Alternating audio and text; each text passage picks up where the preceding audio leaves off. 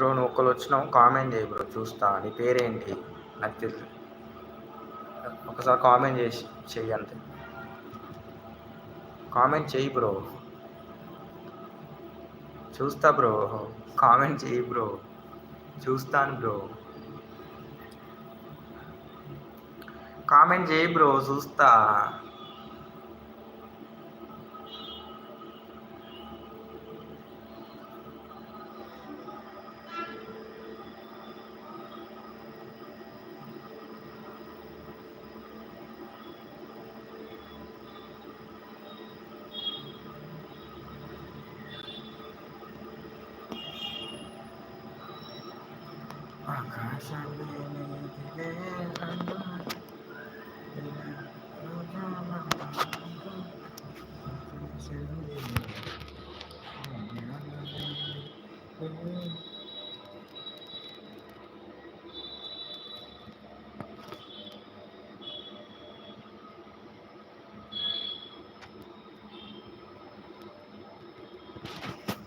Live ఎంతసేపు అనా కానీ నేనైతే వెయిట్ చేస్తా.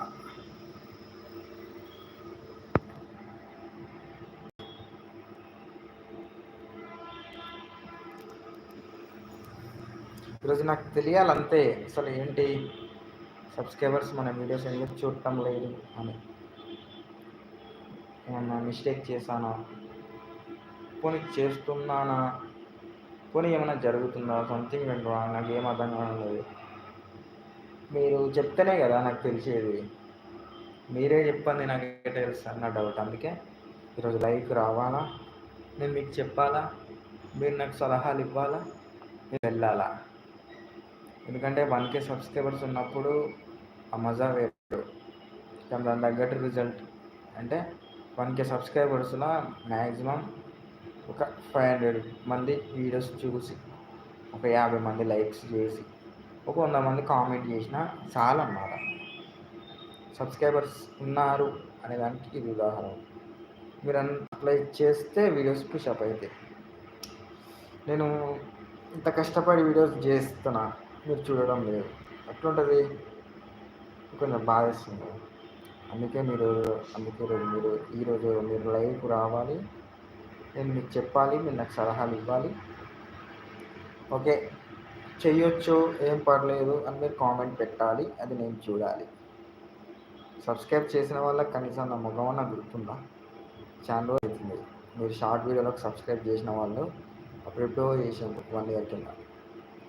ఇప్పుడు మీరు నా వీడియోస్ వస్తాను, మీకు నోటిఫికేషన్స్ వస్తున్నాయా, నా వీడియోస్ చూడాలని ఉందా లేదా, అసలు ఏంటి మ్యాటర్ ఏంటి చెప్తేనే కదా తెలిసేది. సో ఈరోజు మీరు లైవ్ రావాలా, నేను మీతో మాట్లాడాలా, మీరు చెప్పాలా, దట్స్ మ్యాటర్ అంతే. సో రండి బ్రో, ప్లీజ్ కమ్.